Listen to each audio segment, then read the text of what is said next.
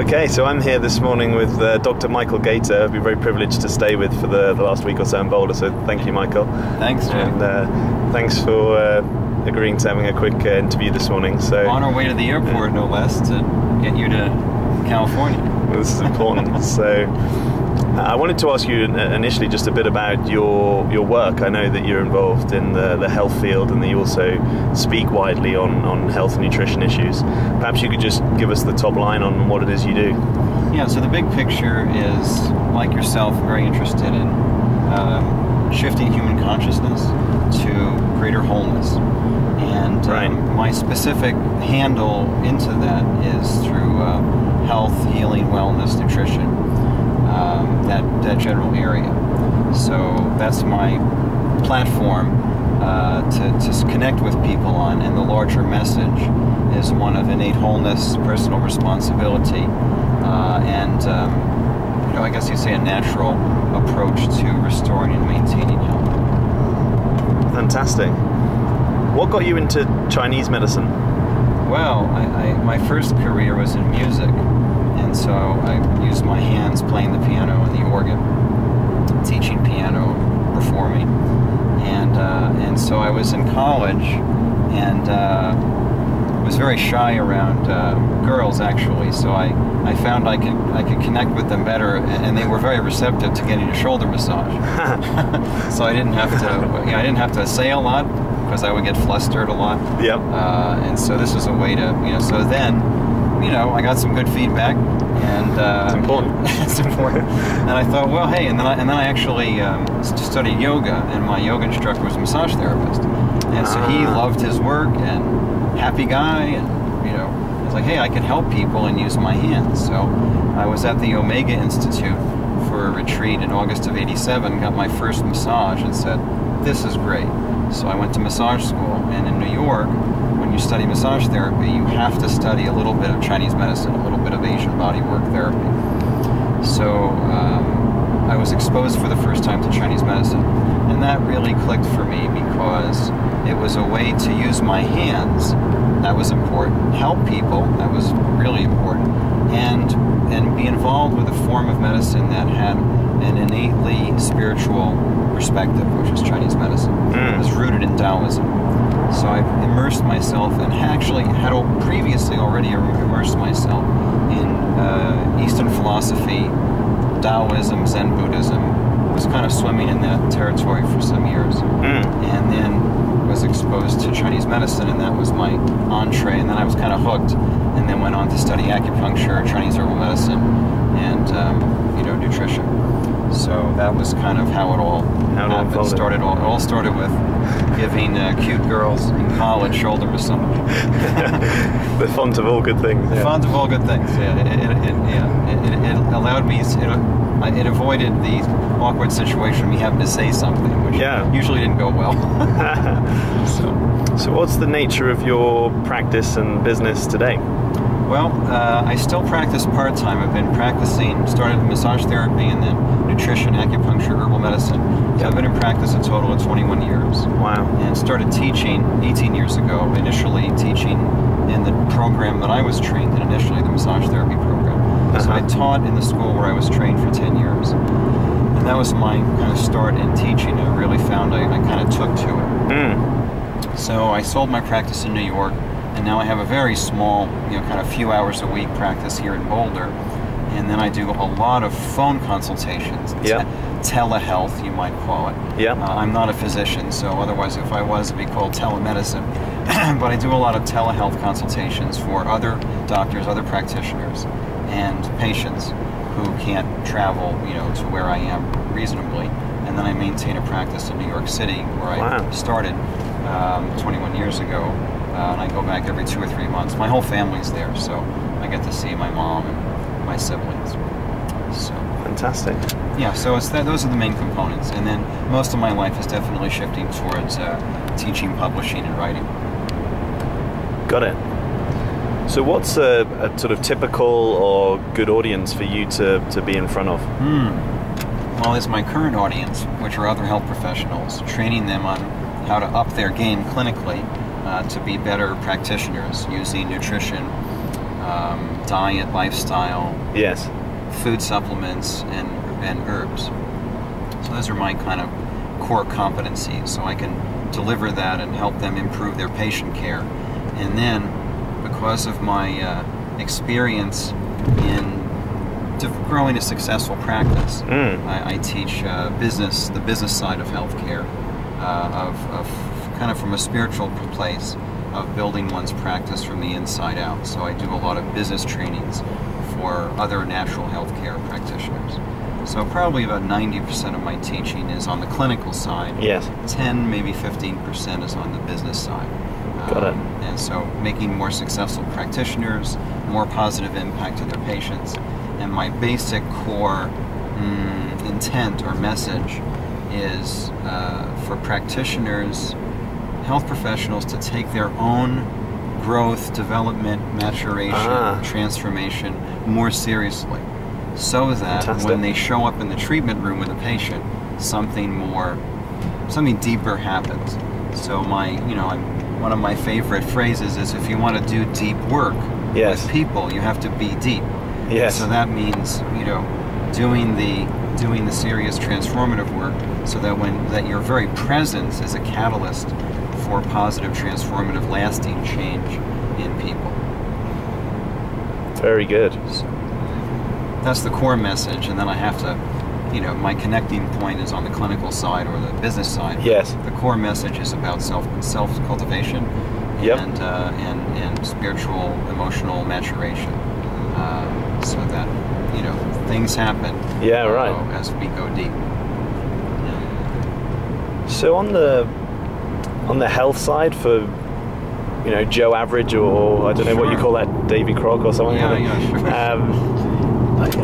And I realise that we've only got a very short time on this interview, so there's this, by necessity, might be a bit of a difficult question. That's okay. But just wondering if there are any top line for the kind of most people that you come into contact with who maybe have some awareness of health. Are there any kind of simple things that they can shift or just open to that they might not be open to? Yes. Yeah.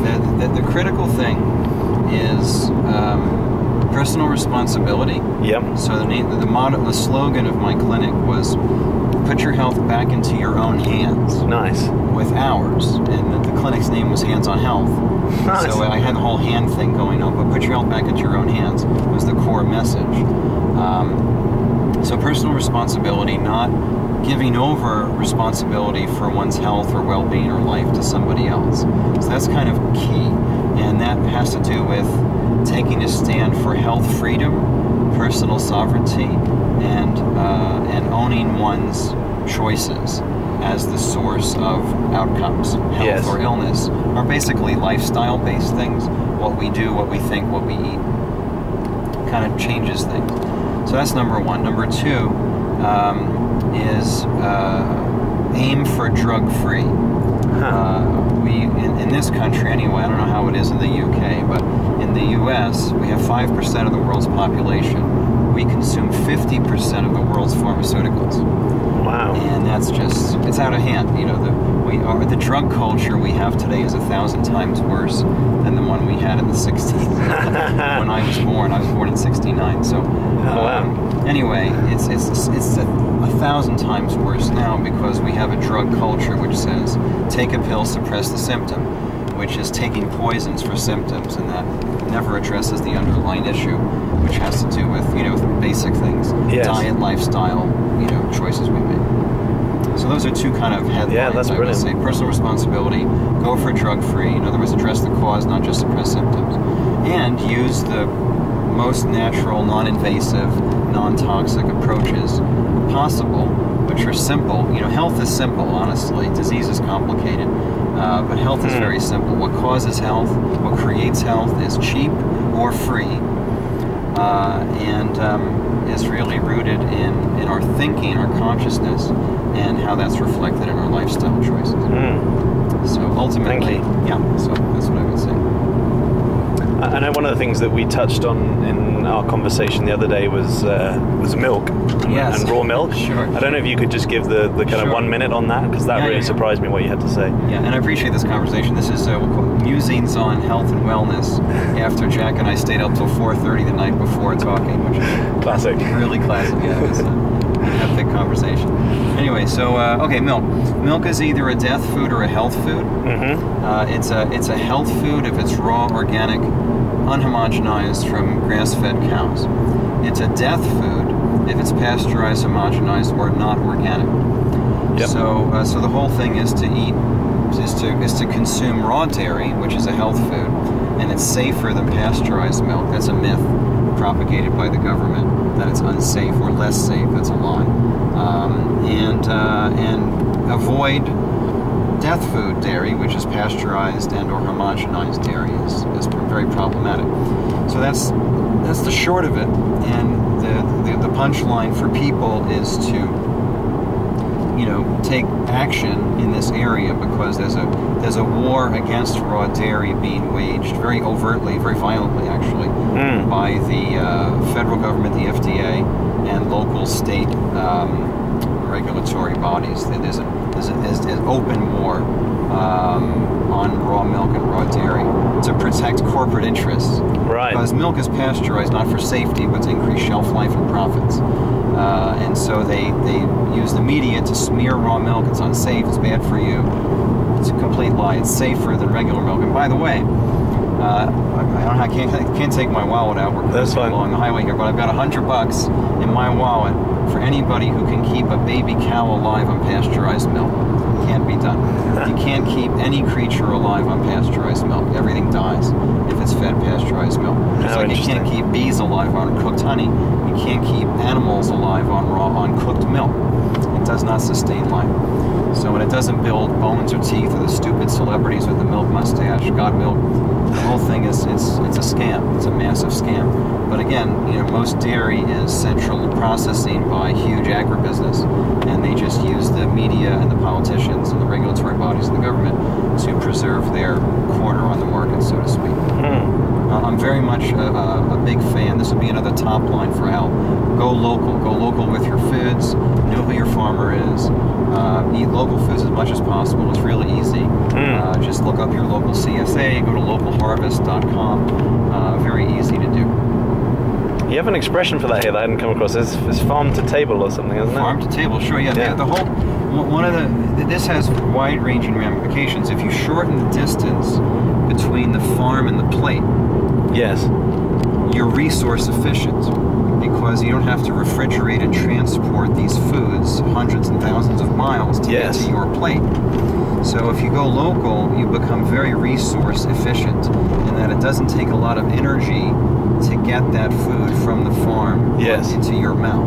Yes. And that's very crucial. We need to go local with our money, our finances, our investing, our food, our communities, our families, friends, the neighborhood, get nourishing local as much as we can, shopping local, supporting local businesses, eating local foods, getting out of the big mega banks which are destroying the planet, going to local credit unions, local community banks. That's going to be huge transformative shift globally once we go local and get away from centralized stuff. Keep the money in the community, support, eat local foods. It'll automatically be seasonal, and it's good to know your farmer. So farm to table is really powerful. Yeah, absolutely. So where do you see your work evolving, or? Yeah, right. Well, that was our conversation last night, wasn't it? So, or one of the many places we went. My main audience right now, I have a lot of folks subscribed to my radio show, which has been very gratifying. Oh yeah. We're over 40,000 now. Just tell us how to find that. Just go to Gaeta, Gaeta, Communications, or Seminars, Gaeta Communications or GaetaSeminars.com, and click on my FeedBurner page, which is a complete archive of all my previous radio shows, and you can subscribe for free right off the homepage, actually, of the website. So go to GaetaCommunications.com, sign up for the e-list, click on I want the podcast, it's all free, And that's a huge resource. I've interviewed some of the best people in the field of health, wellness, healing, nutrition in the world. Wow. Phenomenal people I've had a deep privilege of interviewing. And it's all free, ready to go. Just tell your friends, it's all free content. So Yeah, great. powerful information. Yeah. So so to answer the question, my main audience right now, other than the radio show, are health professional audiences. And my deep, kind of life giving me the hand at the small of the back is to reach beyond the health professional audience into more corporate wellness and the public at large. So to take the teachings, the message, the delivery, all of that I've honed over the past 18 years in the health professional area, and bringing that to benefit people in a much larger sphere.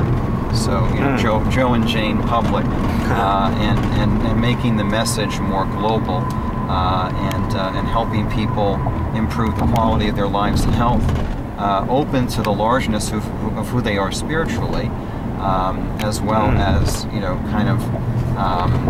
keep themselves out of the medical system because they're keeping themselves well and healthy, or use natural health care as much as possible, go drugless.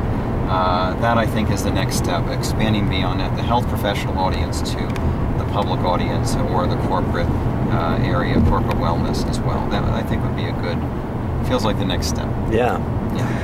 Well, very best of luck with that. Thank you, Jack. Thank you very much for your time and insights this morning. And blessings to you on your travels. Thank you. If you'd like to know more about Michael's work, just to reiterate that, go to gaetacommunications.com. That's Gaeta, Gaeta communications.com. Yep. Loads of amazing resources on there, so you'd be crazy not to. We will talk soon and again. Thanks, Michael. Jack. You bet. Take care. Thank you. Bye.